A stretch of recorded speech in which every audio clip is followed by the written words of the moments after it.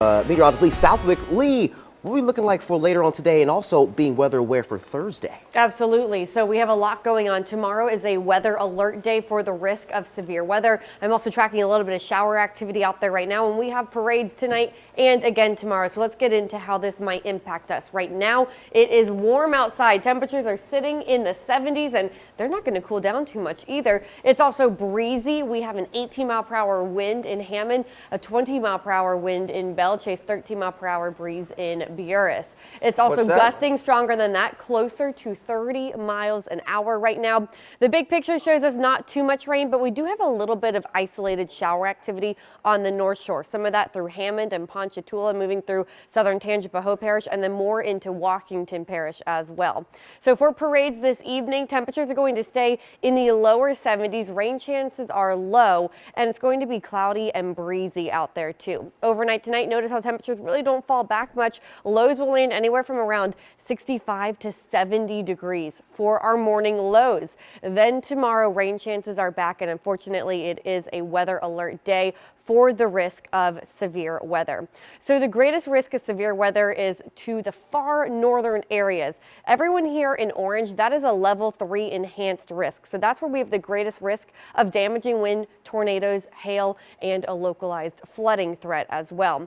Everyone else here in yellow, it's a lot of the North Shore into our Mississippi counties. That's a level 2 slight risk. And then the lowest risk is the marginal risk, which is everyone here in green. That's a level 1. But everyone is under some sort of severe weather, so that's why we have to stay weather aware throughout our Thursday.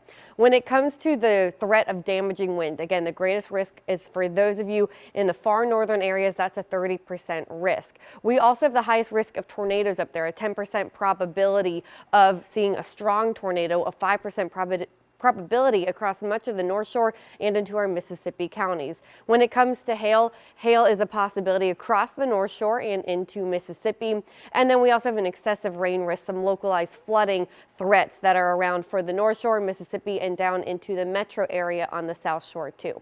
Let's talk about timing now. In the morning, we do have some showers already developing in the morning, and then some strong storms are possible through the morning hours and into the early afternoon hours, mainly north of the lake. These isolated thunderstorms you see here, those could become supercells. Those could produce strong tornadoes.